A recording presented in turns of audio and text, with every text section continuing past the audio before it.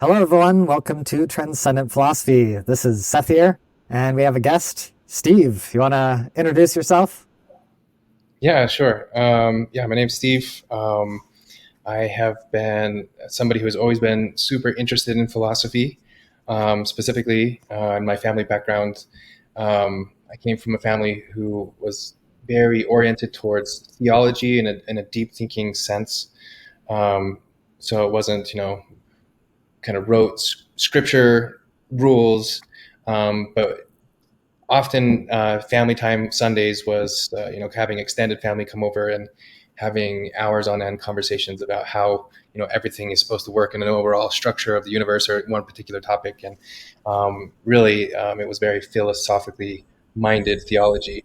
And in my view, even I conceptualize philosophy as a subset of theology, although I Oh, think wow. some people would see that as the other way around. Yeah, yeah. But yeah, so that's where my interest was started. I think I have a natural temperament that's drawn towards those things. We were talking before we started recording. So I did take some classes at BYU just out of just interest. It wasn't related to my major or anything. So I've always been fascinated with this topic, trying to really understand the nature of being, understand the nature of reality. We had another conversation where I kind of laid out my overarching theory of reality. Oh, So yeah, this all ties into my interest in the way for things are. sure. So did some of your family members have like degrees in philosophy or theology, or were they're all just deep thinkers like you? Um, I think one of them, like there were a lot of like PhDs, so philosophy in something, but I Yeah. think only one of my uncles actually had a degree in philosophy, I believe. I want Yeah. to say at Oxford, randomly. Hmm. That's where he That's wanted pretty to go. cool. Yeah. So it's kind of in the genes of the one side of the family. My mom's family comes from a total different cultural standpoint, and I definitely feel like a fusion of both those worlds. But the philosophy side definitely from my dad's family. Nice. Yeah, we did have a pretty long discussion on, like you've got this interesting paradigm, this kind of like metaphysical idealism mixed with Mormonism, and it kind of like builds an argument for like free will. It's very unique. It's very it's one of the more powerful arguments for free will that I've come across. So yeah, I always try to give you kudos for that, even though I don't agree. Right. It's pretty good. It's pretty good. Thanks. So, but yeah, today instead of free will, we are going to be talking about morality, and it might intersect with free will a little bit. It's like how do you not intersect with free will, right? That's true.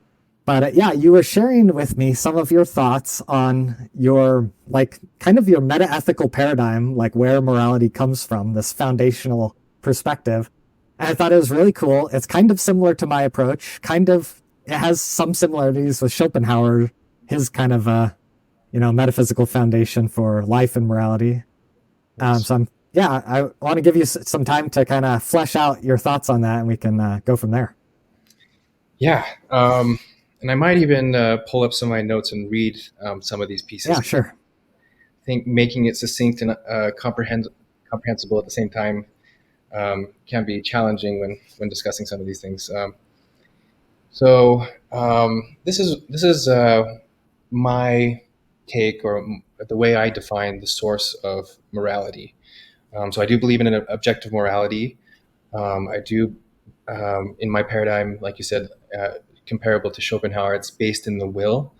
I would say when we were speaking of him before, and I looked more into his ideas, his is a more chaotic form of will that doesn't, necessarily have a rhyme or reason that's governing it in the same way in mind. Mine is more constrained will, which I call the will to life. So that's what I believe is the source of morality, is this what I call the will to life. Mhm. So I'll read a little bit my notes on that. Sure.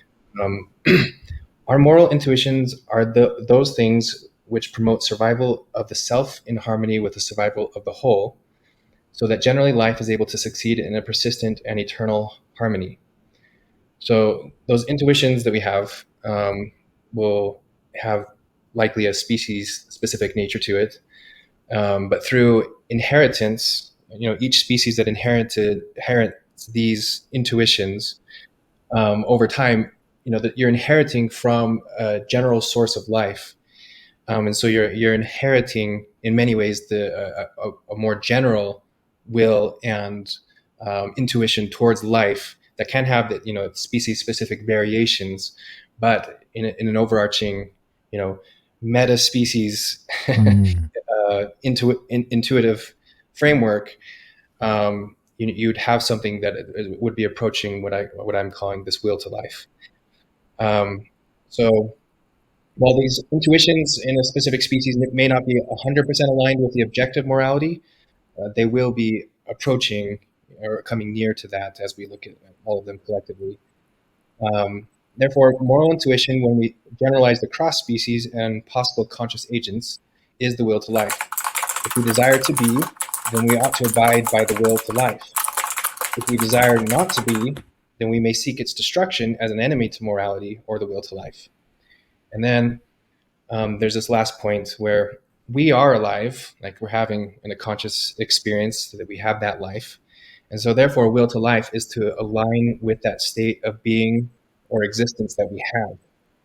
Whereas this alternative will, the will to death, is acting in discord with the very reality that allows our being and ability to have desire at all.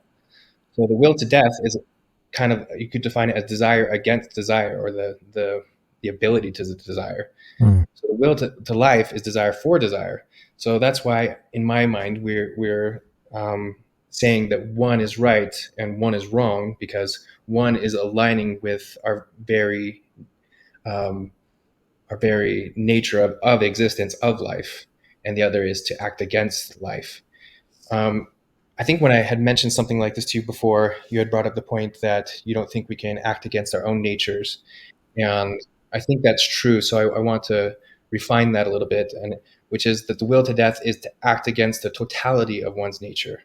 So evil can be defined as acting for a fractionated or a portioned piece of the nature of one's nature at the expense of other parts of that nature. So acting for just one portion against the whole, it cannot therefore be in a self-consistent, iterable system by definition, because it's acting for one piece against the others.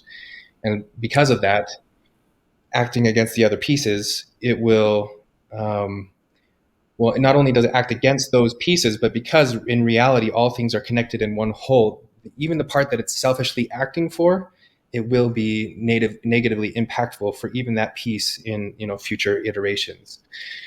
So in all, it acts against life, and therefore we call this motivation hatred. Whereas acting for the good of all things, we call that love. So that's how I would define. Say that definition of hate again.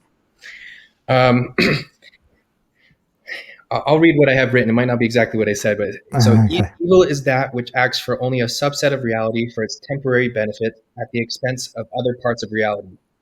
And if it became a law unto itself, would not be sustainable or iterable over time, as it would be destructive to overall well-being, which is destructive not only to the parts of the reality it acted against, but because everything is ultimately one system, it is also destructive to the part of the self that acted selfishly for.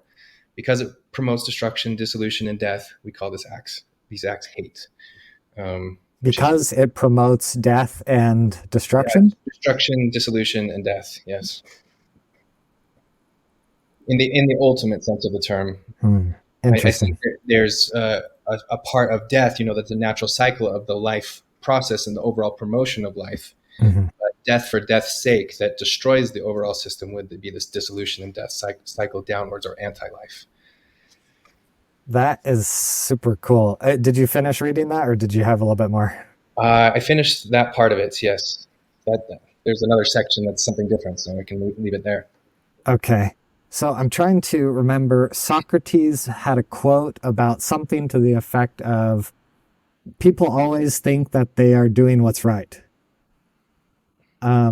So like the question that I would want to ask is, so like there's a certain perspective of moral relativism, which is like, from my perspective, these terrorists are super evil because they're destroying the things that I like. But then Yes. from the terrorist perspective, it's like, I'm doing the good thing because I'm fighting for what I believe is good. You know what I mean? Yes. So how would you reconcile that kind of, do evil people believe they're evil sometimes, or do people believe they're doing what's right? How do you build that into your paradigm? I think in an overall moral system, because it's based on agency and freedom, that somebody can be acting towards evil will not be inherent, well, themselves not being inherently morally evil. The intention does matter, because the intention is part of what promotes the will to life. And when they gain access to more information in the system, it will be self-correcting because they have the desires for that good. It's just they were misinformed. So, in the case of your question, whether I think people are actually evil or not in these cases, I think more often than not, and do they know about it? I think more often than not they do know deep down. I think the maybe the biggest source of evil in conscious beings is our capacity for self-deception. And so, on in self-deception, psychologically, you on one layer you have yourself convinced. That's what self-deception is. You have yourself convinced that you're doing good, or that you're not the selfish one, or that this is for a greater good. But the idea behind self-deception is that this is a smokescreen that we sell ourselves, that is masking an underlying motive towards the selfish end that we're looking for. And that self-deception is just a story that we're making ourselves comfortable with, whereas deep down there is a part of us that knows that we are acting against other parts of ourselves and against other people. And so I think most evil is consciously done but hidden through self-deception. Interesting. Okay. Yeah, that seems pretty reasonable. Did you want to go into that next part? Sure, I can read that next part. Let's see. um, so this other part is just speaking to the objective nature of morality. Okay. And this part is, I think, a part where you and I probably find a lot of alignment, because even though in my framework of reality, I don't think reality exists independent of mind, and I don't think this mind is haphazard. I think it's a self-consistent chosen reality. Therefore, it creates a system where God is necessary. But um, I think the universe can't exist outside of that system. But if we were to start just with a framework, and I say, well, the materialist, let's say a materialist atheist, Yeah, that's uh, me. it starts with a premise where they're positing some sort of beginning of the universe that exists without God. I'm fine with starting with that theory and accepting that we all can observe around us and we see that we have an objective universe. So if there is an objective universe, things that we clearly can agree upon through consistent observation one with another, there is something objective that we're referring to. And if such an objective universe exists, then it's my argument that morality ought to also be objective, whether we invoke God or not. Because if there's an objective universe, it's based on objective laws. Mhm. And if we have objective laws, there's a theoretical possibility of understanding all the possible forms of conscious experience. Mhm. I could go further into that, because this would go into like Nietzsche's idea of eternal recurrence. Oh yeah.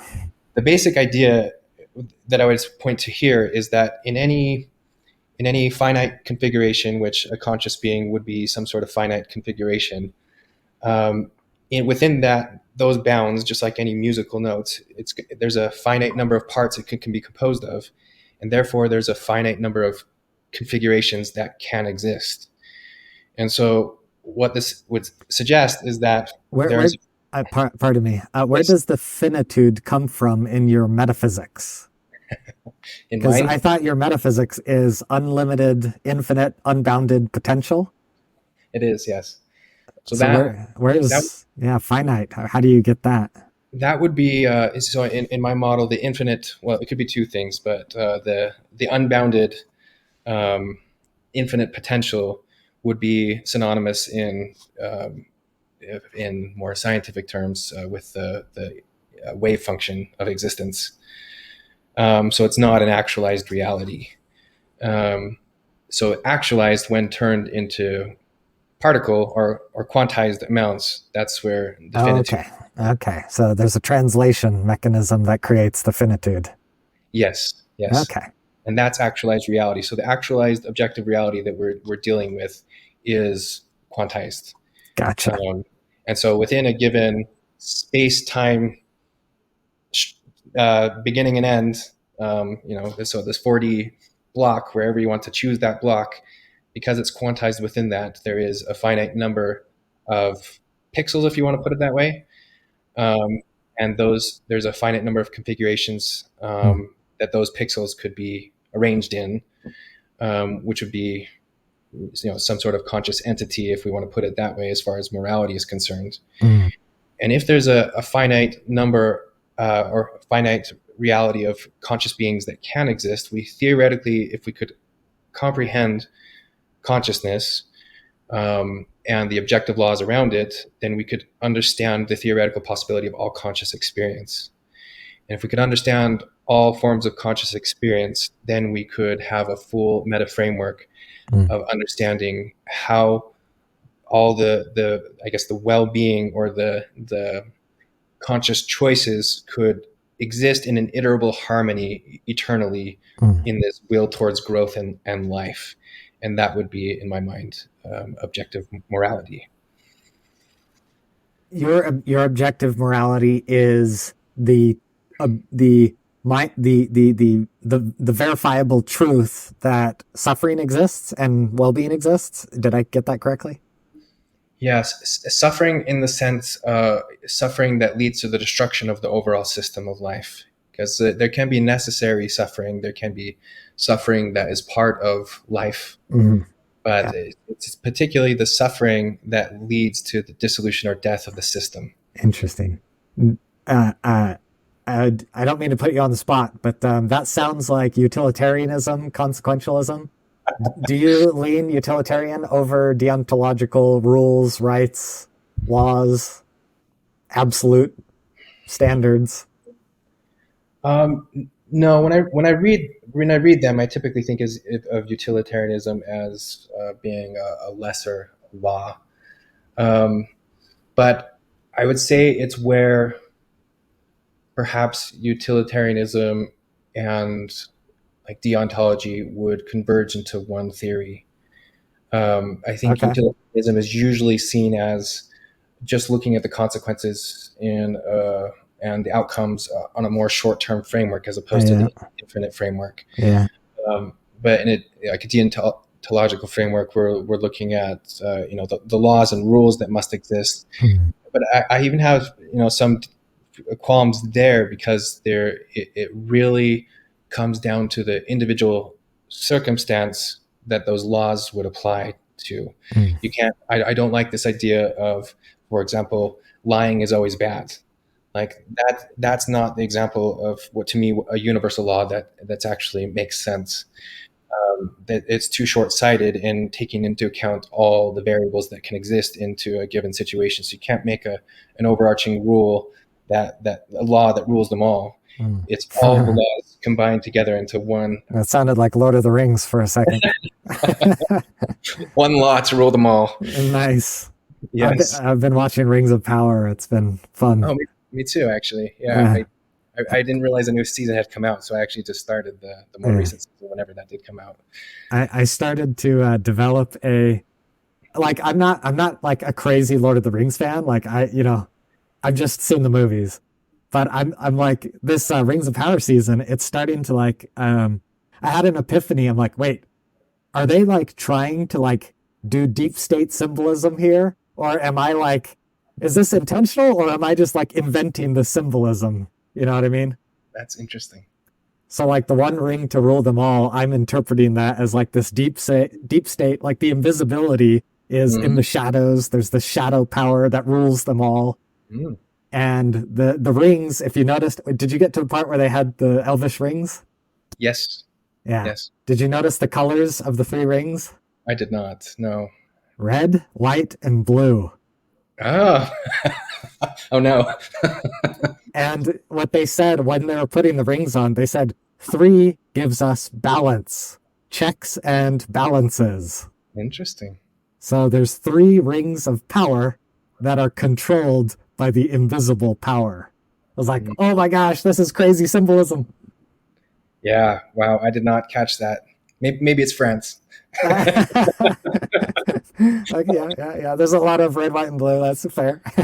Yeah. All right. So we've touched on a lot so far, and there's a lot I want to say. So maybe we should go back to the will to life thing, because that's the foundation. Yes. Then we need to get clarity on objectivity, and make sure we're on it. But I think it's fascinating that like our metaphysical paradigms are so different and our religious beliefs are so opposite, yet our philosophy is very closely we're parallel, like so close in so many ways. Yeah. I find that so fascinating. It is really interesting. Yes. So, and I think like you accept the truth of like evolution, that's a big thing. If you know, some religious people can't accept that. So that, I think if you can't accept evolution, you're just going to be off in your own little pathway. Since you accept evolution, I think that's what helps bring us closer together, probably. Yes, I think so. And I don't know if you remember this, but I believe it was you in an early Facebook interaction, which I had told you about kind of my conversion to evolution, that it was actually a spiritual experience for me. So I don't remember this, but maybe I'll remember if you talk more. This was a past conversation before we really had interacted much. So, so it was in my 20s. Like for whatever reason, evolution just never captivated my interest, and so I just always saw it as like a good intellectual framework. But I had also my religious theological views of how the earth began or how Adam and Eve fit into the story. And it's just like, it's a nice theory, but it doesn't exactly match my own understanding of the creation. So I was like, I just didn't take it very seriously for whatever reason. I understood it on a more, and I think a lot of theists will do this, say on a more micro level, microevolution level they accept, but not the macroevolution. Okay, yeah. However, you're supposed to make that distinction in the end. Yeah. But I was watching, several. I suddenly just in my 20s, early 20s, after I graduated from BYU, actually, I saw some nature documentary that talked about human evolution, and it was just so fascinating. It captivated my interest, and so I just started just watching like documentary after documentary, and it's like my mind just opened up, and it was like a revelatory experience. Like I just perceived the beauty of it, like the sheer beauty and harmony of this evolutionary growth of creation. And it's like I just knew in my heart that this is true. Like this is reality. This is how creation happened. Yeah. And I was like, so that's so fascinating. It's like, so all those other things that I thought contradicted must not contradict, but how is that so? That's the hard question. Yeah, so that led me to a lot of other questions, and that's the fun part, because I love finding the questions, the right questions to start exploring to try to answer. It led me to a lot of what I feel is like further truth from there. So evolution was a very good experience for me personally to open up my eyes to the world and reality. I think it's a very important reality. Yeah, man, I totally, I have a very similar experience. Just in case the audience doesn't know, I also grew up Mormon, but I left the church around age 25-ish. I became atheist, around, when was that? Was it around age 31-ish, something like that? So I came from this background. But my experience of adopting evolution, this I for me it was at the age of 13. I was I was really how'd you put it? I was a really overconfident, snarky 12-year-old theist who thought he knew everything. And Yeah. like all of these scientists are dumb because Mormonism has the truth and this is what the truth is, you dumb scientists. Yeah. And like somehow somehow in my childhood I got like I was imbibed with the teaching that like if you have the truth then like communication with other people is not going to hurt your truth, and Yes. it'll only like it's like the dialectical thing where like conversation is only a good thing. And so I thought, like it was kind of the paradox. So I would go onto the internet, I would find these science forums, and I'd like put forward my thesis for how, how reality works based on my, theological underpinnings. Like, this is how reality works. You guys are wrong, obviously, right? And then all these science minded This people, is at 12. This is at yeah, 12. 12, 13, this age group, I That's was, amazing. yeah. So all these scientific minded people would get on the forum and be like, hey, kid, actually, this is how it works. And like, they're just like bombing me with like facts and links and sources and information. I'm like, wow, like there's like a lot of meat here. Like, this Yeah. isn't a bunch of dumb people. Like, this is actually really smart stuff that they're talking about. Hmm. And so like I started to gain respect for this scientific perspective. I'm like, these guys, they actually care about truth. They're doing tons of investigation. They're doing deep like the nuance and complexity of and all the hard work that's going into studying, evolution and all this stuff. I'm like, this is respectable what they're doing. Like Yeah. they're like it's work like how much work it is to do. Like it's so easy for me to be an armchair theologian. I know how it works because of Genesis 5. It's like these guys are actually digging stuff out of the ground and puzzle piecing together bones. And Yeah. so I learned to respect them, first of all, and learn to have a little bit more humility. Like, hey, smartass, shut up and learn something. Yeah. and and then like I had a similar experience where I don't know when or why, but eventually the concept of evolution it clicked for me, and once it clicked, I experienced that feeling of beauty. I was like, this is like Mhm. your mind was open, your mind expanded. It's like suddenly I can see like generation upon generation, time upon time, Yes. change upon change, adaption, selection, algorithmic creativity, beauty, infinite generation. I was like, just like my like almost psychedelic to like imagine all of that. I'm like, wow, like Yes. if I was a god, I would use evolution. Like, how cool is that to just generate order out of chaos emergently without it's like magic without magic. You just let it go. And I was like, wow, that's so cool. And so yeah, from the age of 13 on, I was like, evolution is it's like it explains so much of reality. It's like once you comprehend evolution, it's like almost every problem in reality, like every human problem, like it's like you need to look at human problems from the lens of evolution. Like it's such an important lens. And it feels like nobody's doing that. Like tons of experts, they're like most people for some reason are not analyzing problems from that evolutionary lens. It seems like we're just I don't know why. Like maybe we're not equipped for it or I don't know. I don't know. Yeah. I mean, and even the fields of like psychology and just understanding just our very nature. I mean, I think it's fundamental to understanding like drives and what how we Mm. have developed. This body. Even if you're a theist, like trying to understand our mortal intuitions and drives. Like there's so much sense to be made through an evolutionary framework. Yeah. And one difference that I guess we probably have, I'm not sure, is, well, I accept evolution, the kind of the neo-Darwinistic framework, of basically being driven primarily by random mutation alone as the driving force, Mm.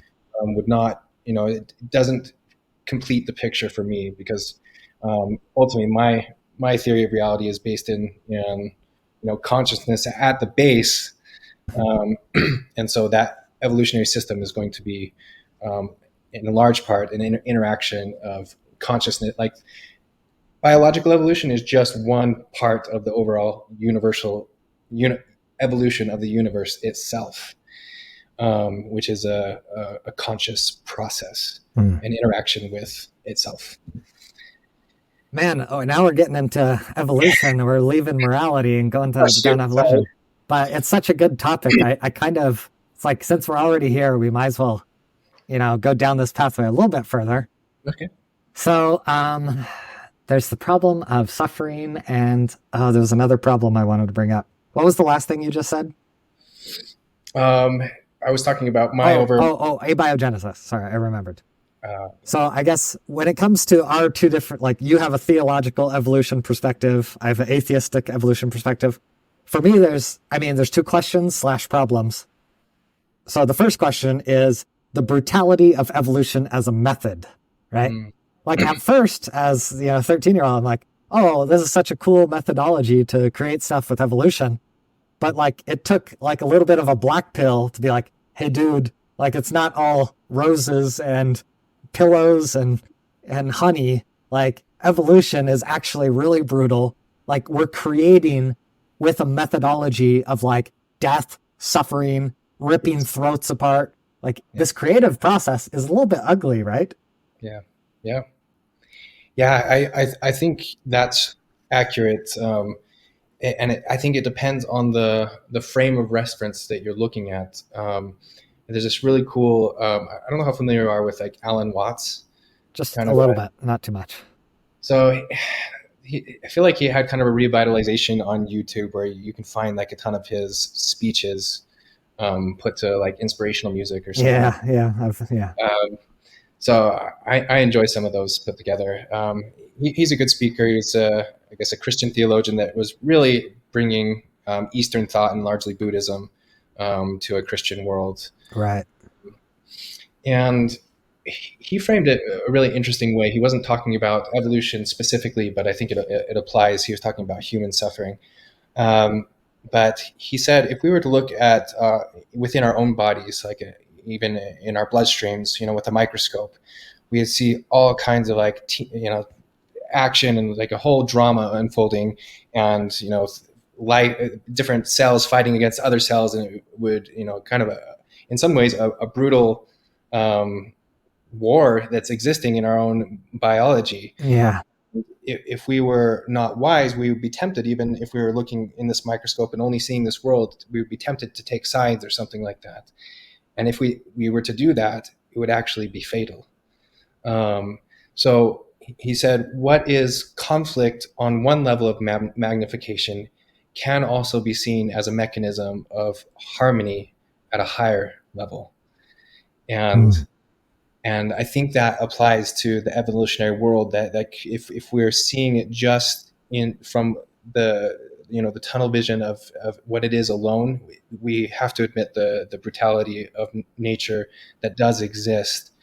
But I think if we were to see that from the lens of what from my mind is the universal conscious mind, I think we would see that this is the very process that allows, you could say the universe, you could say us, both are valid, to understand and discover ourselves, to find joy and love and harmony, to exist at all, is through this very process. And so it's a process that, while brutal, is something that we would willfully choose to go through.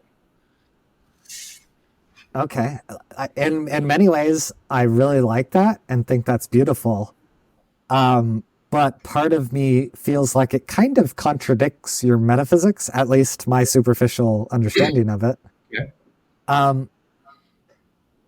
If conscious minds are inventing, so I feel bad for the audience because we're kind of like delving into another topic that isn't properly introduced, which is your entire metaphysics of reality.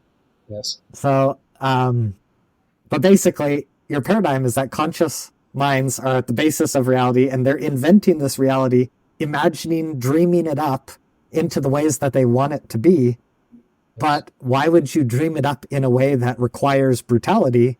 Why not dream it up in a way that doesn't require brutality? Yes. What I would say to this is, Um, there is a necessity for the universe to understand what it is. The conscious mind is not all-knowing, independent of existence. Like there's a co a codependence of reality and conscious. There, you could call them co-eternal in I guess Mormon language, or I Are you guess that talking about works. like nature? Yeah. So if you could think of it like, say, um, consciousness. If you want to look at it maybe as two separate things, I don't think it's two separate things, and the same as you. But if you think of consciousness as the mind, and then what we see in front of us, this 3D or 4D reality, as being like a scratch pad. Um, the the consciousness is exploring possibilities on the scratch pad, Mm, but then it's trying to understand what is consciousness. What am I? mm. Like one way that I frame my overarching theory of reality is I say that reality is the thought that asks and answers the question, "What am I?" You said, did you say reality is that? Yes, Reality is the is thought, what am I? that asks and answers the question, "What am I?" Huh. Okay. And so because consciousness, it doesn't exist independent of reality. It's emerging, if you want to say that, it's emerging into existence by exploring itself. Mm, So there has to be a base level that it begins with. It has to start with laws. It has to start with the lowest forms of life to comprehend what life is. And because I think ultimately, space time is a conscious experience, I think this is all of reality actualizes simultaneously. So there's a mechanism of the conscious part of existence that has co-evolved in another part, working from like in a top-down intelligence, like a higher level of intelligence, meeting the lower level intelligence that's making its own choices and actions. So evolution is reality essentially discovering itself, working with the future of itself that knows how it's supposed to work out. mm. So the Interesting. future and the past combine to actualize reality into what it is. Mm. But you couldn't like somehow just be up as the gods without this lower process of discovery. Then the upper process never would have known what it is, if that So makes sense. there's basically limitations on what these conscious minds can dream into existence. It's a it's an it's a bottom up process, not a do whatever you want process. Yeah, it has to learn. It has to learn what is possible to dream up of. Now, why would so like for example, the laws of thermodynamics include the concept of entropy, which is basically a principle of like destruction, pretty much, right? So, I mean, do these under your paradigm, do these conscious agents want to make this law of destruction, or do they do like is like are they reflecting their own nature? Like they are agents of destruction, and so now reality reflects their nature? Or like, what is that? Yeah, how do you deal with that? Yeah, that reminds me so much of kind of the Hindu version where they, have gods or entities dedicated to that very destructive source Yeah. that is part of creativity. And I would agree with that conceptually, that there is this necessity um, of death, which applies to biological life as well. There's this necessity of death in order to iterate and go through opposition to the phoenix rise from the ashes and to create. So this entropy, this cycle of death and life is necessary. Otherwise, there is no life. Life includes this cycle of death. Otherwise, it's a static, motionless, pointless entity. Doesn't the Mormon paradigm like aim for immortality? Yeah, good question. Yes, and I think in my paradigm, there's been a little bit of a flip on that because I see the object of existence as infinite. And I don't see in that infinite reality, in my framework, it would be impossible for you to remain in the state of a god forever, something like Interesting. that. So for me, my paradigm is flipped in, where I think a lot of the LDS conception, the way that it's taught right now, is to think that the purpose of life is to get to some ultimate high level end. But I have now, in my mind, flipped that around. The point of getting to higher level ends is to experience different forms of life. The purpose of life is actually the experience of life itself. Yeah, that's fascinating. I mean, that kind of makes me think of like one of my thoughts about Mormon theology is that to become a god, like you have to be omniscient. To be omniscient, you have to know what it's like to live out every single creature's experience. And so that there's almost like this kind of like that, like exactly what you're saying is like living out all these life forms. That's kind of, it seems like a way to be omniscient, a way to be God is to do that thing. So that's interesting. Yes. Yeah. Yeah. Now talking about abiogenesis, do you have thoughts on where the first life came from? So often theists want to say, that's what God did. God made the first bacteria. Do you feel that way, or what do you think? Well, I feel like the entire process is controlled. So there's this idea of oh gosh, I'm going to forget the phrase. What's the term for? I always forget it when you have a anthropic. There we go. I think I forgot it in our last conversation too. The anthropic principle, kind of gives an answer that I think is not totally satisfactory towards why life in this universe, why the laws of this universe that allows life. But I don't see existence as a million or trillion, whatever number that I can't even think of, to one possibility, and all the other universes are basically a waste, and this is the one.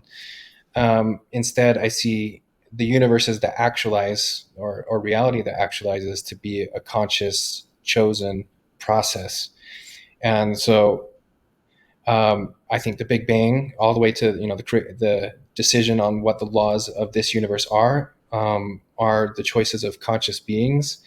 And so I think it's not a surprise to see that there was some sort of configuration that allowed for the matter to that I think is conscious at the base of it to align itself in such a way to reach higher orders of life. Because I don't see any part of the universe as dead. Mm-hmm. Everything has life, and so it's just the life that we're calling life is just higher orders of life, if you want to put it that way. So the materialistic perspective on abiogenesis is that just like there's an analogy to just how life evolves with natural selection. Well, chemicals, they can also evolve. So the chemicals, it's like they can build structures. Like when two molecules come together, they kind of snap into a configuration because they're attracted to each other. But then entropy will break them apart. So that you can get these cycles where things are snapping together, breaking apart, and then sometimes it'll snap, and then another thing will snap. You get a more complex order, then it dissolves. And like you can get these chain reactions, they call this autocatalysis, where you can get chain reactions where the structure is building itself and it replicates itself. Because like DNA, there's two what do you call it? There's two strands that like interlink in DNA. So it's like if you build one chain of molecules, like there's like a cousin or there's like a twin molecule that attach.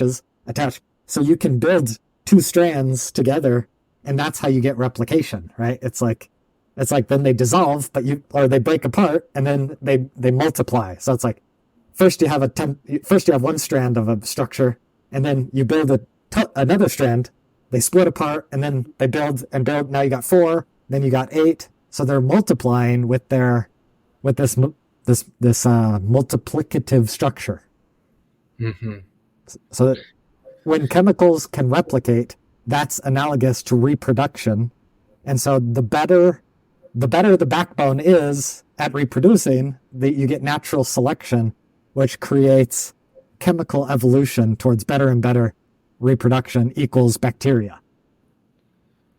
And when these chemicals combine into, I guess, more complex chemicals, or whatever is kind of generating, is it saying that these chemicals have in some sense, a better survival rate against the dissolution entropy than the base chemicals themselves, or something like that?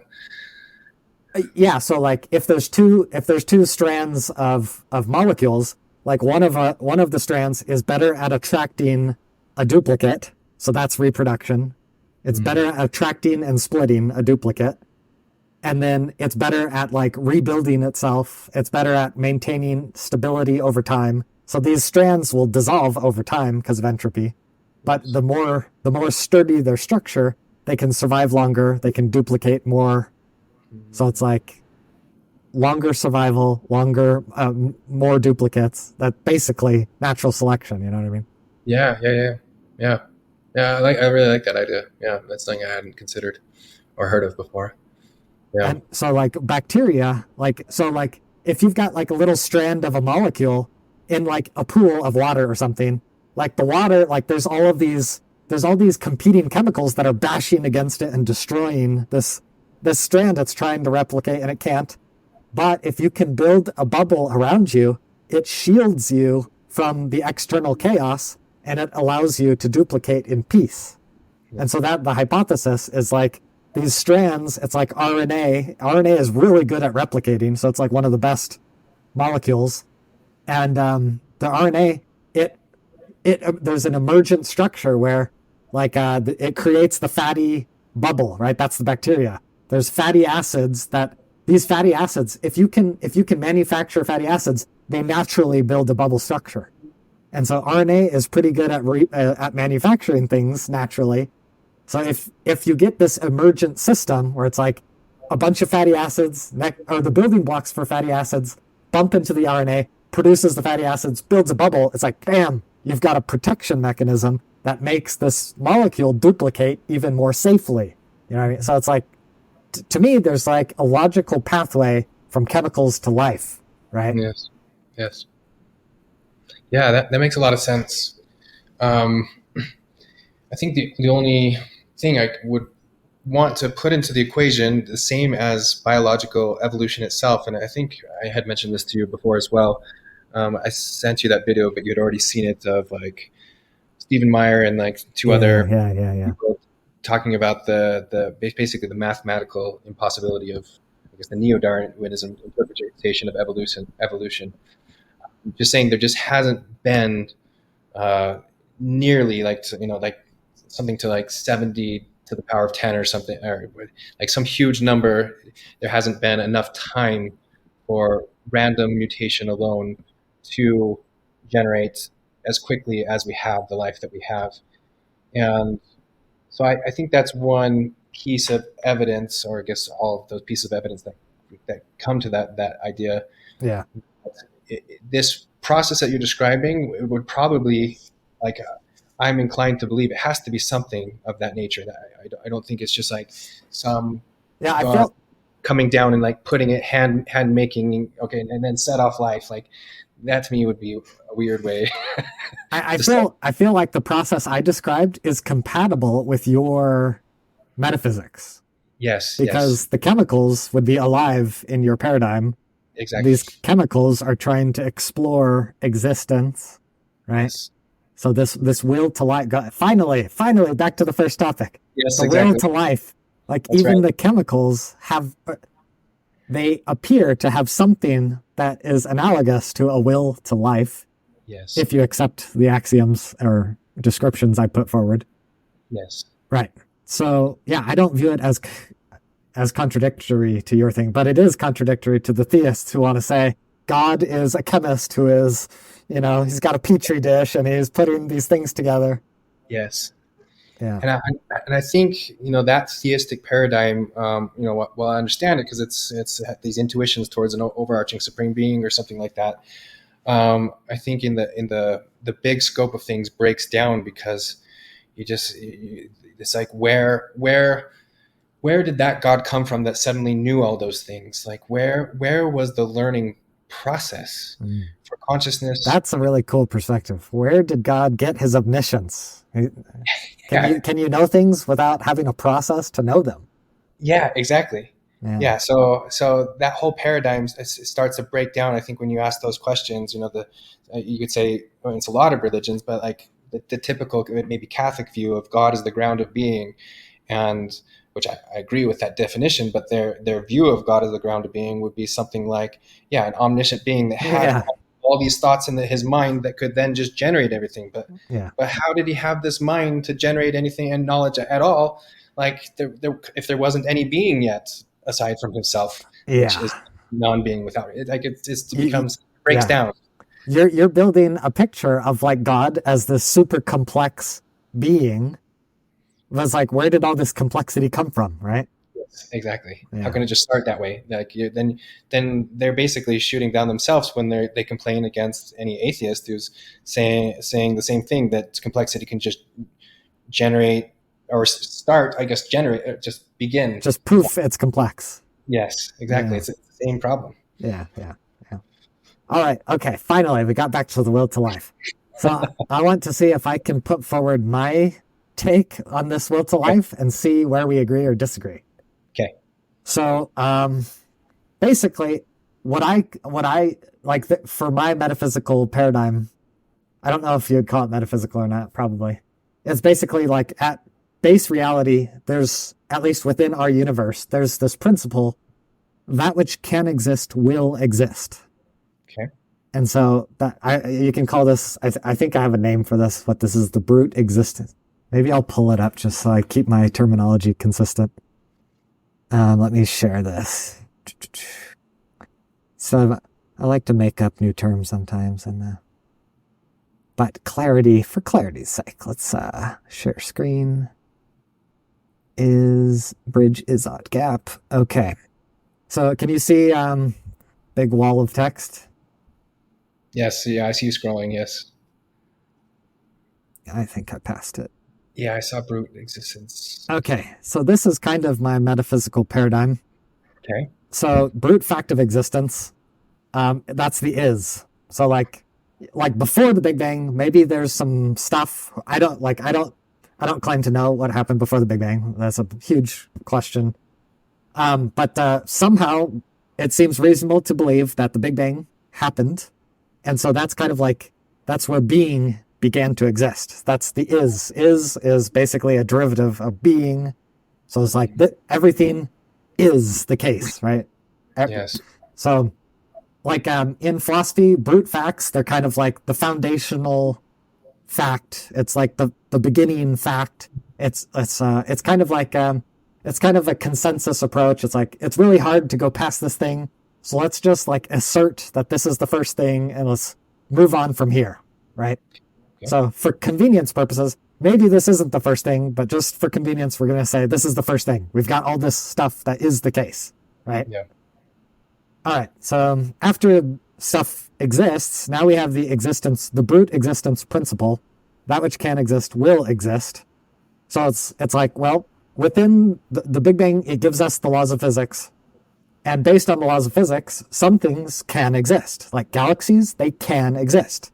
Like the gravity organizes matter, and now a galaxy exists. It's like, wow, like it was able to exist by virtue of gravity, and so cool, it exists. Stars, planets, same thing, right? Mm-hmm. Now we have the brute existence optimization. So because of entropy, you've got competition on existence, right? Mm-hmm. So when we get into like abiogenesis, it's these chemicals, that which can exist will exist. Like the two molecules, they snap together. They're like, wow, cool, we can exist. And then entropy destroys them. They're like, dang it, we can't exist. And then they try again, and they're like, oh, we're a stronger molecule. We can exist for a longer duration, and then they dissolve. And so it's like there's this competition. It's an arms race. Who can make the best molecule? Who can protect their molecules with bubbles? Now you've got bacteria. Who can create like a little tail, a little tentacle on the bacteria so it can swim? It's like, oh, now I can exist better. I can go. So you're optimizing to exist better. We got new functions, new capabilities, more fortified cellular walls, like all of these optimization principles, right? And now we've got multicellular life. It's like, fungus can exist better than bacteria, or mice, they can exist better than insects. So we're constantly trying to there's diversity, and sometimes there's better existence in a domain. Like insects, they exist better in their domain, so they keep doing their thing. Mice, they exist better in their own domain, so they do their thing. And so we've all got these niches so that which can exist, will exist, begins to be optimized. That's the natural selection process. And then this is kind of where my moral foundation, my meta-ethical foundation, I ought to exist. Mm. So this is kind of similar to your will to life. Yeah. So psychology. So in my scientific paradigm, the sciences, they layer on top of each other, right? So the lowest level, the most foundational level is metaphysics. And then you have physics, which is the next most foundational level. On top of physics, you've got probably chemistry. On top of chemistry, you've got probably biochem, which, biological, bigger chemistry, right? Mm-hmm. On top of biochem, you've got biology.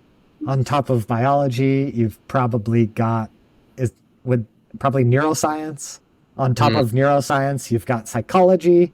On top of psychology, you've got sociology. So, these layers of science, they just accumulate in a stepwise function. Like the next level relies, depends, and reduces to the prior. Like they're all connected, right?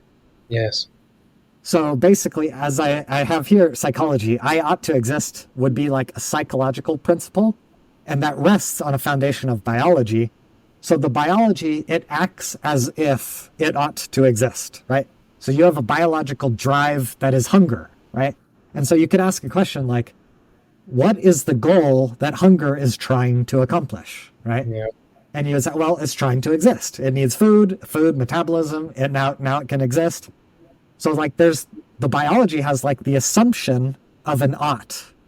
And then the psychology has this it has a subjective conscious manifestation of those biological oughts. So the psychology is becoming aware of the biological morality, right? So you could kind of say there's this biological unconscious morality, and then there's this psychological conscious morality. And I think I ought to exist is kind of this overarching principle that governs all the layers. Yeah. How do you feel about that? I'm finding myself agreeing with most things, but I see how you cleverly went from an is to an ought. And I'm trying to think how I feel about that, because because in my framework, what I felt is that morality isn't truly an is to an ought directly. It's an is to an if, then to an ought.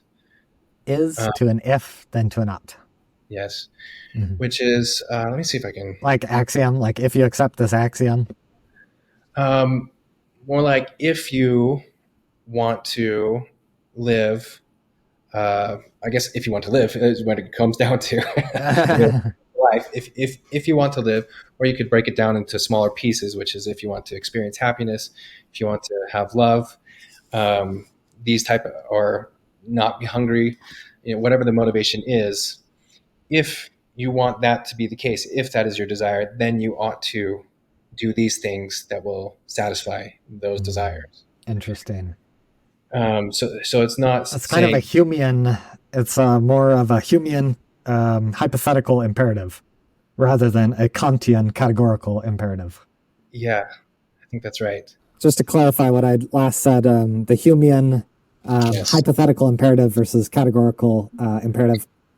Basically, Hume's hypothetical imperatives are basically, if you have this goal, then you ought to do this thing to satisfy the goal. So he bases oughtness on the hypothetical goals. And Kant's categorical imperative, or categorical imperatives in general, they're trying to establish oughts that are independent of hypothetical goals. Right? Yes. And okay, so when you explain it like that, I'm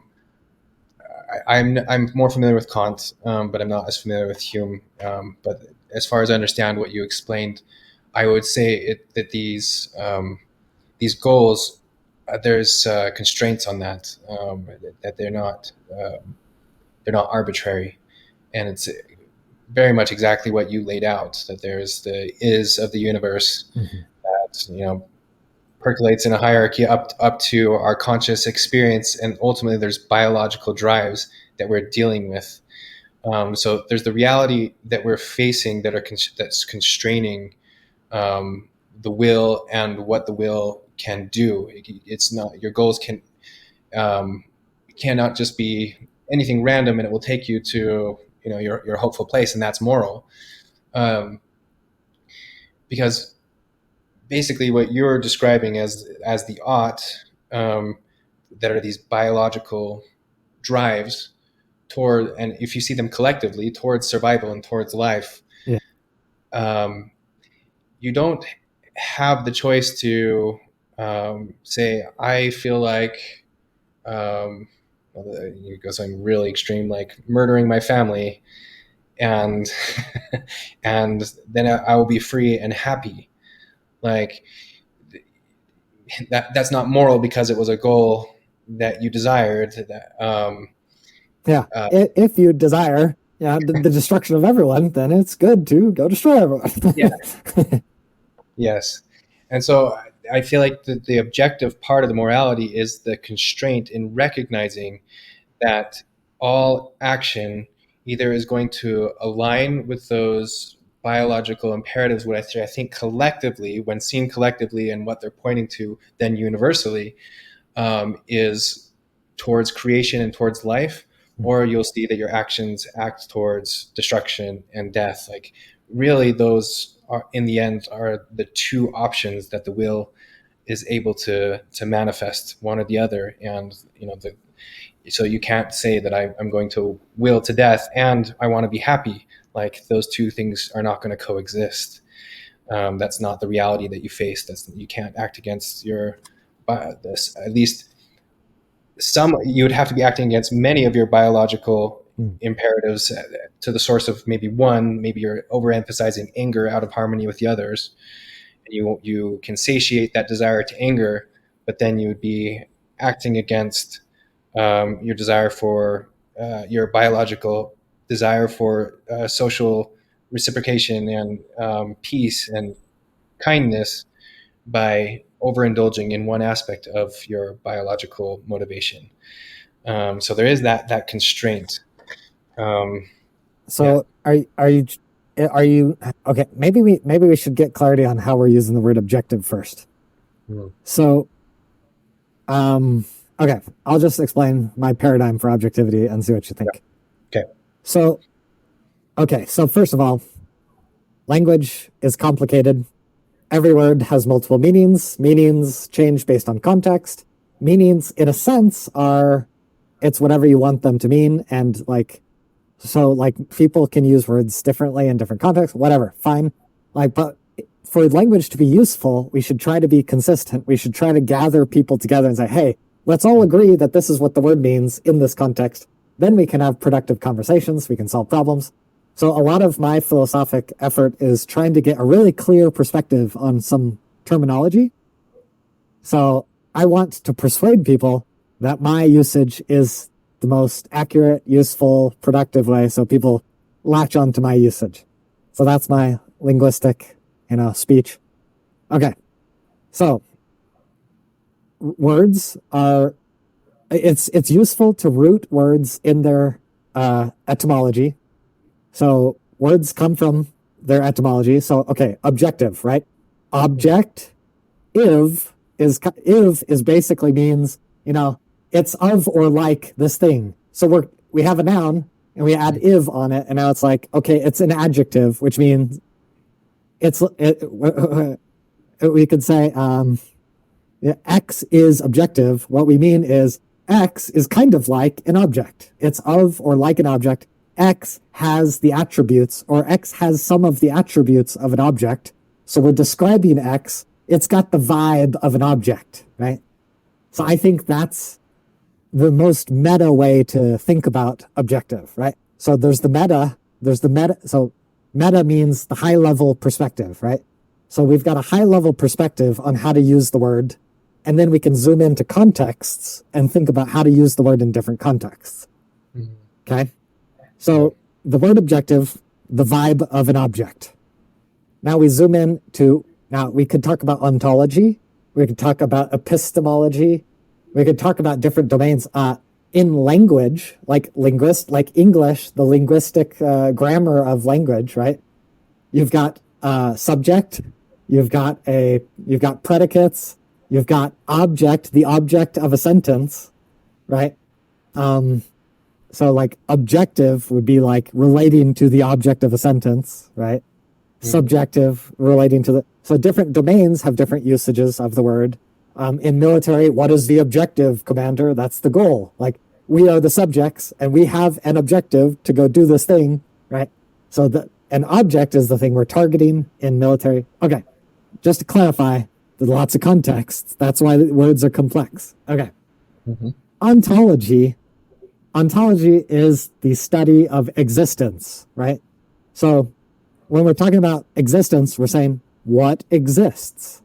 So you could say, the materialist would say materials exist, matter exists, electrons, protons, that stuff exists. So you have a materialistic ontology, and a lot of people say, objects are made of materials, so the objective, so in the context of ontology, objective ontologies are materialistic ontologies. We're good so far? I think until the very last sentence, I'm not sure about that last one. Objective must be material, because I don't know. I feel like objective doesn't necessarily have, like, it just depends on how you define an object. Like, is an object necessarily material? Okay, maybe a point of clarification. The way people usually use the word objective is in the domain of epistemology. So using the word objective in the context of ontology might feel less familiar. So if we talk about epistemology, you might feel a lot more comfortable with how I'm using the word objective. So if we talk about ontology, if we talk about epistemology, we're talking about how we know things. And so moral epistemology, how we know that something is moral. So the objective morality in this epistemological context. What we're talking about is, an object, right? Okay, what are the attributes of an object? One of the attributes of an object is third-party, mind independently verifiable, right? So, like, I wouldn't disagree with that definition, though. you would disagree with mind independent, because I don't think anything can exist mind independent. Okay, would you say human mind independently verifiable? Sure, if the other conscious agents exist outside of your humanity, yeah, sure. So it's like it's a third person perspective on verification, right? So it's like, if there is an apple, the apple. So if you're hallucinating, you could hallucinate an apple, but like if you try to touch it, you can't feel it. So it's like it's failing your own independent verification. So it's like, you have multiple senses. Can I hear an echo off of the apple? No. Can I tactile sense the apple? No. Can I punch the apple and it flies across and I get a visual verification of connection to the material of the apple? No. Okay. So just internally, I'm epistemologically measuring the apple from different angles, and it's failing verification. So it's like, and then we do the same thing across multiple agents. It's like, not just me, Can Bob measure the apple from 3 different ways? Can Susie measure the apple from? So it's like when we aggregate different angles of measurement, we get this collective third person, verification. If every single measurement verifies the apple, then we say, ooh, this is a well-verified objective apple, right? Yeah. So that's my epistemological paradigm of objectivity is the truth of the apple is epistemically objective because it's not just my hallucination, it's everyone together, right? Yes. Yeah. Okay. So epistemically subjective is it's only me, right? I'm the subject. So the apple, it's only in my mind. Nobody can verify this. I can't even verify it. It's just epistemically subjective. Okay, so epistemically objective. So then you would say, well, does morality, does it meet the requirements for epistemic objectivity? And if morality meets the requirements of epistemic objectivity, I would say morality is objective. That's, any issues with that? No, I don't think so. Okay.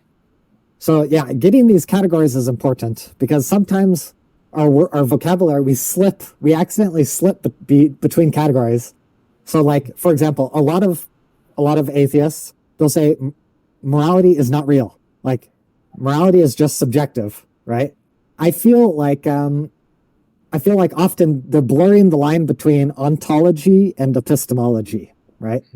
Okay. Because like ontology, so we've got the materials, that's the objective, and then we've got the psychology, that's the subjective. And so like morality, it exists in this subjective ontology. You imagine like 2 different substances. You've got a psychological substance and a material substance. If you use a microscope, you can't find you can't find morality in the atoms, right? And so some people, they want to say, well, morality is not real because I can't find it in the materials. But it exists at this subjective ontology. So it's true that it doesn't exist in the materials, or at least I would say that that's true. But we have to shift domains. It's like, yeah, it doesn't exist over there, but it's real. It's objective over in this other domain of epistemology. You know what I mean? Mm-hmm. Yes. Yeah. Yeah. It's tough to try to bounce back and forth between the paradigms because, from more the idealistic perspective, it blurs it even further. Yeah, they really converge into one because the objective and the subjective kind of merge into one thing. It's whether there's intermind, I guess, agreement that you might be able to call it this objective, still mind dependent, and so even there couldn't be this distinction between material, existing in a different way than morality exists. In my mind, they're both mind dependent in existence, but there's a concordance between the minds understanding that this is our shared reality.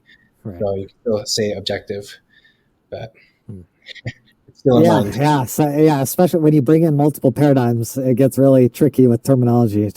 But hopefully we can find ways to keep concepts relatively clear. Mm-hmm. So one useful term is transjective. I think Vervaeke. Do you know John Vervaeke? Yes. Yeah, he's a cognitive scientist, CogSci. He lectures on philosophy and meaning crisis and psychology and cognitive science and algorithm. He does lots of stuff, but he seems to be trying to popularize the term transjectivity. So this word might be useful for your metaphysics. Like a loose way to think about transjectivity is it's the intersection between the objective and the subjective. Okay. So it's kind of that mixing approach. It kind of transcends the objective. So that's one way to think about it. There's multiple ways to think about transjective. You could think about a Venn diagram. There's the subjective, the objective, the transjective is the overlap between the two. You can think about subjectivity as the I, and you can think about objectivity as the it, and you can think about transjectivity as the you. So you can have like dialectical relationships between the I, you. You can think about transjectivity as intersubjective, which is that dynamic relationship. It's the we. So I don't know, like it's a flexible word because there's not a ton of consensus on how to use it. Yeah. But yeah, that might be useful for you. Yeah, yeah, I like that. I like that concept. I think that's right. Is that reality is ultimately a relationship between, I guess, the I and the thing that you're calling the I and the thing that exists outside of the I. That that reality is the relationship between the two. Yeah, yeah, cool, man. So this is one way I think about it.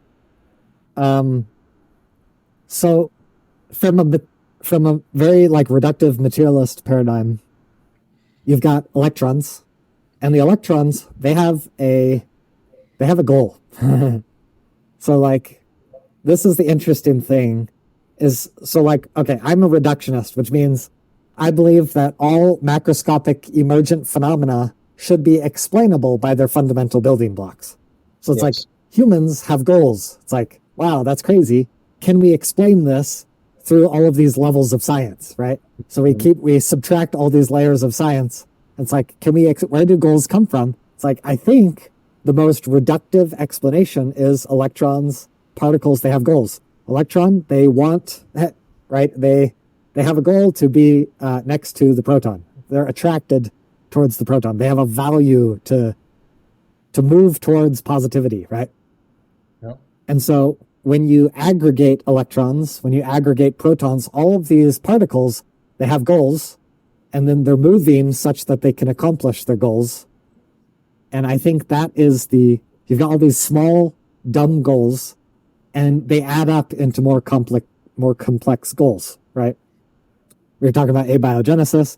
It's like these particles, they're attracted to what they're attracted to, and they also they're attracted towards stability, and stability is the existence principle, and the existence principle creates the natural selection creates chemical evolution, creates biological evolution, creates social evolution. Now you've got humans that are like, I want to be an astronaut, and so I have this reductive dumb goal to smart goal paradigm. Yeah. We evolve from dumb goals to smart goals. How do you feel about that with your metaphysics? Yeah, I feel like it really strongly aligns with the way that I view things. I'm trying to comprehend, like you're using words like want or desire for even an electron, which really fits my mind existence reality. But so my question is like, in your paradigm, what's this want or desire? And I think I don't understand quite yet, but you seem to have a consciousness existing at the reductionist level as well. Yeah. I have Where's that playing into it, and how is that really different from idealism? My paradigm is much more similar to panpsychism than it is to idealism. So idealism kind of says that the materials are not foundational. Like we're like dreaming up the materials, or we're conjuring up these materials. Whereas panpsychism kind of accepts that materials are fundamental, right? The materials are not just arbitrary. We have to have them, basically.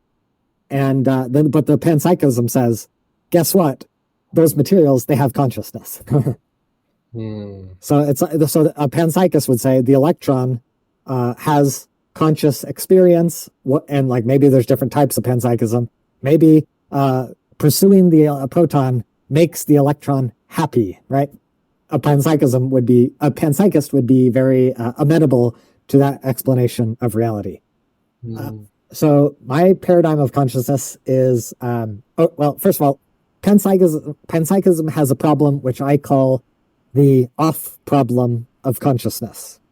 So in my paradigm of consciousness, emergentism has the on problem, panpsychism has the off problem.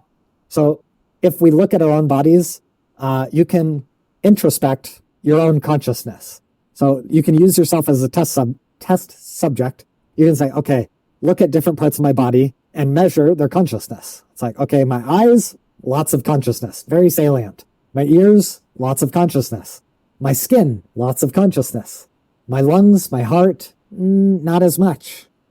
My fingernails, zero. Like I can chop those puppies off, doesn't even matter. My hair, zero consciousness. I can just cut it all day long, right? So the panpsychist paradigm, there's a question, why is my hair off? Why are my fingernails off? Why are my lungs and my kidneys and my liver, why are they very close to off? Or, there's a spectrum between off and on. And if I drink caffeine, I go from on to like super on. And if I do drugs, I go from on to like insanely on. So like, there's this question of how do we explain the spectrum, right? Mm-hmm. So I have a paradigm which I call energism. And energism says that energy is the foundational monism. So energy is the most, it's the unific substance from which everything emerges. And so materials, electrons, protons, those are one manifestation of energy. So there's many different manifestations of energy. You've got gravity, you've got magnetism, electricity, photons, you've got materials, you've got like quantum dynamics, you've got heat, you've got movement, you've got space itself is like, my understanding of physics is that space has an energy quotient. So like space is almost like, it seems like it's reasonable to say that space is manufactured by energy. From my understanding of physics, it's like space is its own substance. So it's like energy transforms into space. So basically, energism posits that energy can produce a diversity of substances, the gravitational substance, the photonic substance, the material substance. And so within this energy paradigm, I'm positing that qualia, right, consciousness is its own substance, and energy can transform into qualitative substances, which would include color, sound, pleasure, pain, taste, smell. Those would be different transformations of energy. And so the on-off problem of consciousness is resolved by the transformation mechanism. So like some transformations, like material, I would say if you transform energy into material, that's just a dead substance in terms of consciousness. All it does is move. Its mechanisms are movement, not consciousness. But then the energy could transform into like a unit of pleasure or a unit of pain. That would be a conscious substance. But because, energy, E equals mc squared, there's a very tight relationship between matter and energy. They produce each other. So what that means is that material substances or material substrates can afford the creation of consciousness by hacking into energy transformations. So what that would mean is like a bacteria or a life form, it's like you're trying to exist, and like if you get the food, you can exist. And it's like, hey, how do we communicate that we want the food? And it's like, well, if we use energy, we can transform into pleasure, and we can share that message with our neighbor. It's like, hey, we found food. Hey, send the message along. This is good. And so then this pleasure energy substance gets shared throughout the organism. And so that's like it's an energetic message to go do the good thing. Interesting. And so it becomes an optional component of a material evolution. So, okay, if the qualia are this form of energy, what is the receiver of this energy? What's the interpreter of the energy of the qualia? What is the interpreter of the energy? You mean the Like, self? Yeah, the self. What is the self that's like imagining you're set like you have the signal that's sending like pleasure qualia, Yeah, yeah. and so what is the receiver and comprehender of the energy qualia? Yeah, so this is kind of a tangential theory or explanation or hypothesis, whatever you want to use. I call it the network theory of consciousness, which is um, within the laws of physics, there are this the energy can be shared within a network. It's basically a hypothesis that the laws of physics allow this consciousness substance to be shared within networks. And so, like a nervous system could be interpreted as a network where qualia gets shared. Within a bacteria, maybe this liquid, there's bioelectricity. I don't know. Are you familiar with Michael Levine's work? Sounds familiar, but I think you definitely have to. You're gonna love what he's. You're gonna love Michael Levine. I'll hook you up with his content after this. But he's studying the electrodynamics of bacteria, of fetuses, of like tadpoles, and he basically what you can do is you can take a bacteria cell and you can scan it for an electric gradient, which means like it's like blue is where the positive ions are. Orange is where the negative ions are, and you can draw a picture of what the bacteria looks like. Okay, positive over here, negative over here. And what he says is like this electric gradient, like the spatial configuration of ions, is actually really important. Like when a fetus is developing, there's multiple cells, right? You've got like 100 different cells that are duplicating into 200 cells. Yeah, the fetus is growing into a creature. And he says you can map out the electricity across all of these cells, right? And you can see where the eyeballs are going to be formed before the eyeballs exist. It's almost as if, like, if you were looking at it through a Mormon lens, you would say the bioelectricity is the spirit, and the spirit comes before the matter. You can see the spiritual eye. There's an aggregation of positive ions in a little bundle, and an aggregation of positive ion, two aggregations. Everything is negative except these two bundles of positivity, and it's aggregating the materials to form the eyeball. And so it's kind of like there's like there's the vibe of like I want this to happen right here as it aggregates, right? Yeah. Where was I going with that? So the idea is that maybe within the cellular confines of the bioelectricity, maybe these messages are they're shared inside the insulation of the cell wall. So there's kind of a field, and the field is insulated, and everything within the field could be a self, and it shares the conscious experience inside that network. But so the fetus is more complex. So like the network expands. So these cells, they have doors, right? So there's little doorways. One cell has a door, and like electric, these ions get shared into their neighbors, right? So in a fetus, there's 100 cells, and it's like this cell shares all of its ions with this cell, shares with this. And so by opening all the doorways, all of their electricity spreads out into, so the network expands from one cell into 100 cells. So because the opening of the doors, it networks them together. And so now the network has expanded, and so now the self has enlarged, the electricity is being shared, and so maybe the conscious experience can be shared. I see. So there isn't like a receiver of the qualia. The conscious experience is a network of qualia interacting with one another. Is that accurate? The qualia is kind of like a brute experience. So in my paradigm, right? In this energism paradigm, imagine your eyeball, right? The photon hits your eye. The photon doesn't have color because the photon is just like movement. It's a movement paradigm substance. The movement hits your eyeball. In your eyeball, there's these cones, and in the cones, there's a chemical, and the chemical reacts to the photon. So imagine there's a chemical here. the photon hits the chemical breaks in half, and that releases something. And so the question is, what does it release? And so I have a different theory, which is the receptor theory of qualia.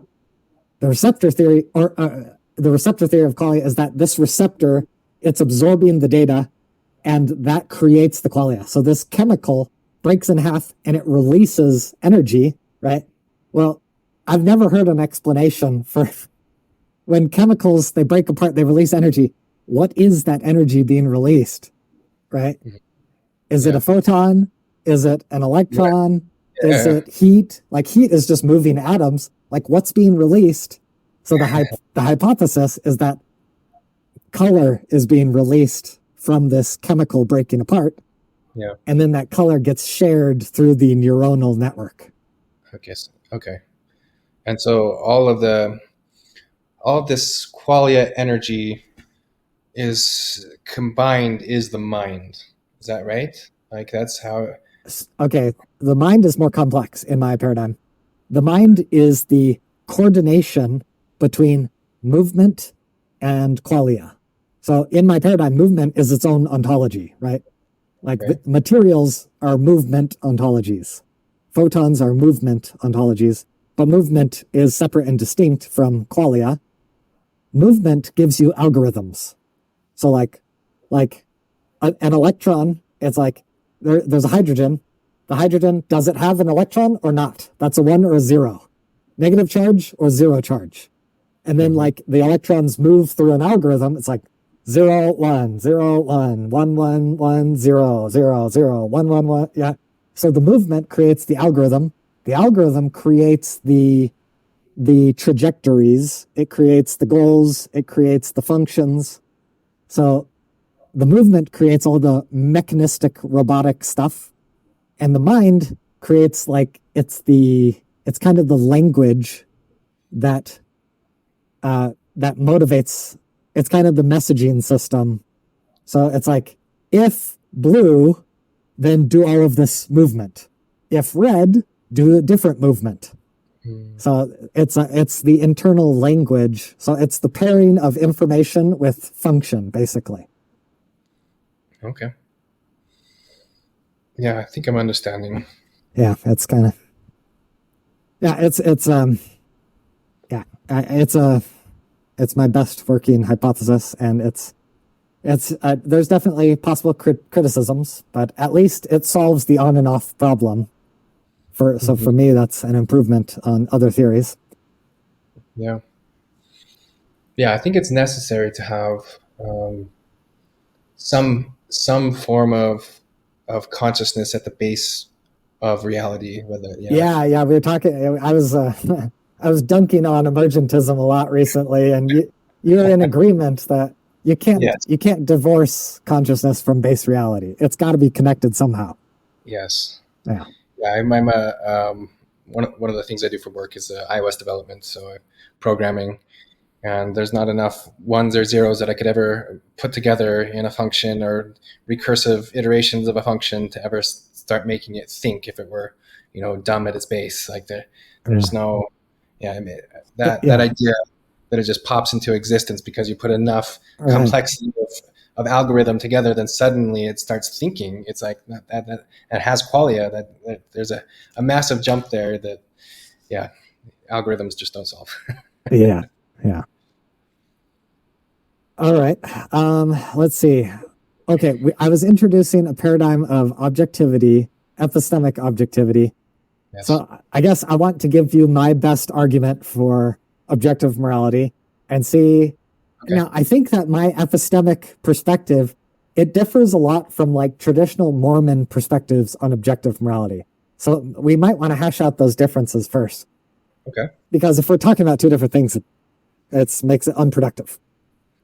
So I feel like often the theistic take on objectivity is what the theist wants to do is they want to say, here's the 10 commandments, and these 10 commandments, they're written in stone.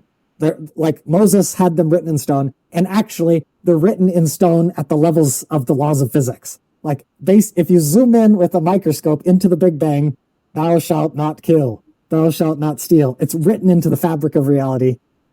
That's kind of a theistic view of objective morality. Do you agree, disagree? I mean, I would say that's atheistic view. Yes. Probably not all theistic views, but yes. Well, okay, absolutely correct. More of a fundamentalist theistic view of reality as being like top down. God speaks whatever morality into existence, and somehow it either exists or it literally is based off what he said, something like that. Right. Okay. Yeah. So like Euthyphro's dilemma, Socrates was talking to a guy called Euthyphro, and he said, "Hey, Euthyphro was like, piousness is basically righteousness." Mm-hmm. And the Euthyphro was like, righteousness is basically to obey the gods. And so Socrates was like, well, like, is piousness, or he was saying like righteousness is good, piousness is good. And so Socrates was meta-ethically challenging this perspective. He was saying, is being righteous good because the gods love righteousness, or is righteousness good in and of itself? So like natural law theory basically is righteousness or good is good because in and of itself, it's base reality good. So natural law theist would say 10 commandments are written into the fabric of reality. Natural law, that's how it works. And then like there's the divine command theory theists who are like, the commandments are good, righteousness is good because God likes it, and God is the foundation, and it's objective through God because God is so foundational, right? Yes. So those, would you say those are probably the most two common theistic paradigms? Yeah, probably. Yeah. So the problem with divine command theory is that it's actually divine subjectivity, not divine objectivity, because God is mind and subjectivity is mind dependence. So if you say all of this is good because of this divine mind, you're saying all of this is good because of divine subjectivity. So to me, it fails at achieving objectivity.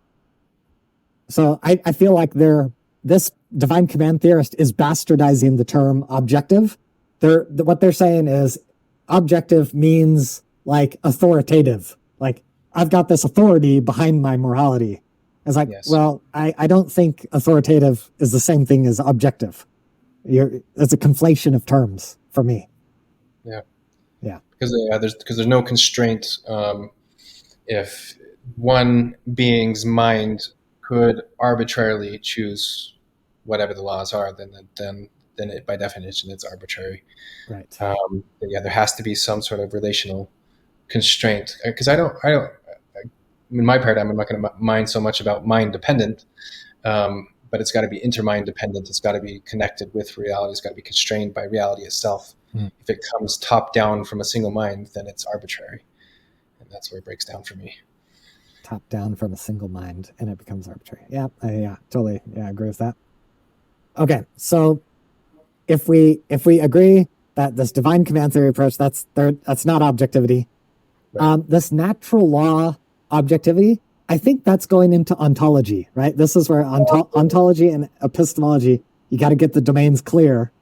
So when you say that the laws of physics have morality written in them, you're basically saying the universe, within the universe, includes like a moral substance, like a moral law of physics, right?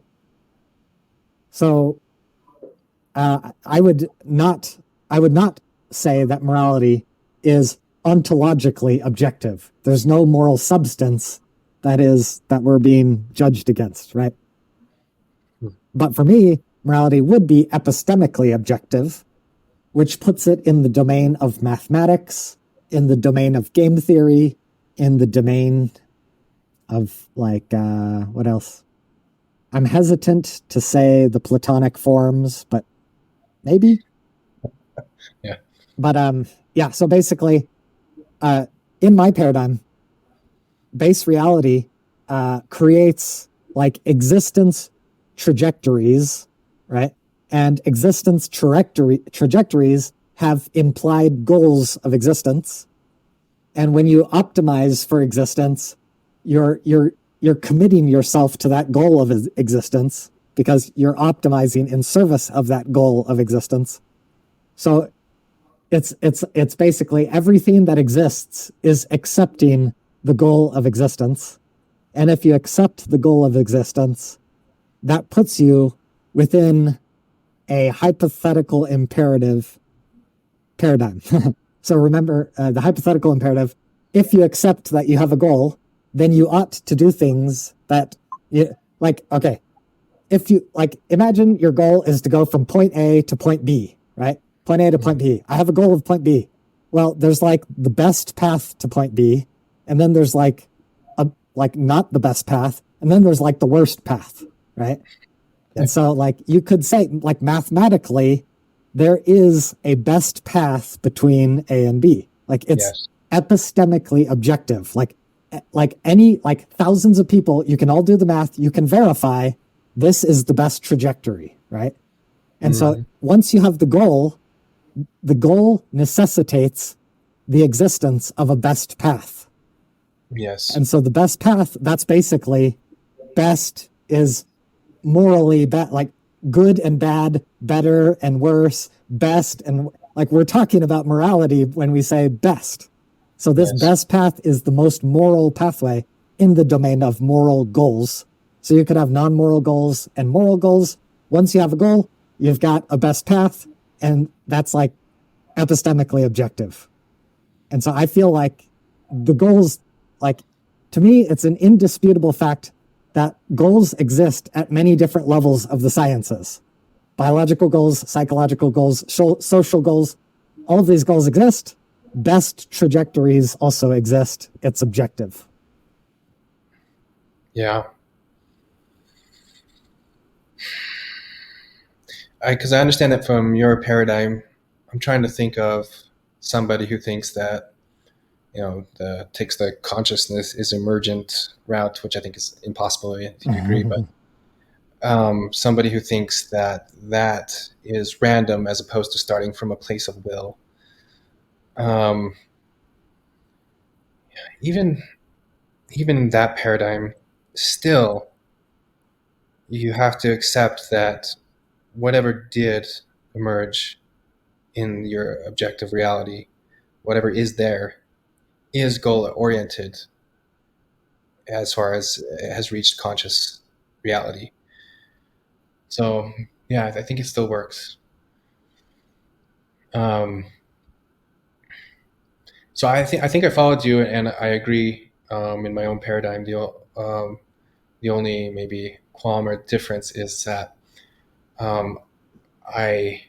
this ontological versus epistemological, because I would ground things like math and I can't remember some of the other things that you listed, but I mean, Platonic forms but I guess I'm thinking math, just really math is fundamental. Like I see the laws of math and information as being fundamental. Like that's what physical laws are built off of, as opposed to the other way around. You're saying math is fundamental? Yeah, math is the, you could say it, it's the laws. It represents the laws of information being able to exist in a coherent paradigm. Yeah, I mean, I struggle with math. I go back and forth on math because it's very attractive for it to be like a foundational thing sometimes, but it also seems very counterintuitive to be a foundational thing sometimes. So I guess I'm kind of agnostic. I guess it depends on the proposition. Yeah, and I think then we're starting to play at the really foundations of reality again, and like it goes from energy perhaps as being like a brute fact, and says maybe like you're suggesting there could be something underneath that, and I think that becomes information that arises from potential in my paradigm. Information from potential is underneath that. Information is a complex topic. Yeah, we're all over the place today. This has been great, man. We only got 4 minutes left because the free version of SteamYard is cheap and only gives you 2 hours, and I don't make any money off my channel, so I can't afford a $35 subscription. So yeah, we should we've got about 3 minutes to wrap this up. Wow. So, Okay. yeah, we should probably think about closing thoughts rather than open up And opening up the information. ontology of information. Oh man, what a good topic. Yeah. Well, I think it's really fascinating, like you mentioned from the very beginning, that even though our like theological, like some foundational premises are different, we still seem to be converging on an overarching understanding that that at the base there seems to be will that's part of the fabric of objective existence, and with will being part of the objective fabric of existence, therefore it interacts with existence in ways that create an objective goal orientation for that will, if it wants to persist and live, which our biological imperatives seem to grant us, which then gives us a basis for an objective morality. That'd be my summary. Oh yeah, you reminded me of a point that I wanted to touch on, but we don't have time. We're gonna have to do this again, man. We're gonna have to do another one of these because this is too good. You were talking about something like if you want to exist, then you got to do the existence-based morality. Oh man, I don't think I can. I can't address this point in this time. Yeah, we'll just have to. Leave it as a cliffhanger. Leave this as a cliffhanger for the next one. But yeah, in general, yeah, I love talking with you because it's so fascinating how we come from such different paradigms, yet we have so much. I mean, we have lots of agreement on lots of different issues. So, just to get clarification on this agreement, I operate from a more epistemic, objective morality. Do you feel you're operating from that type of objectivity, or are you operating from different types of objectivity? I think I agree with your epistemological objectivity, but I think the difference is then because of the idealistic foundation, it merges into ontology, that they then become not two separate things. So yeah, that's where I think in my paradigm, there's more to say on the ontological side as well. So yeah. Maybe we'll have to talk more about that next time. Okay. Sounds good. Thanks so much. Yeah. Good chat, Steve.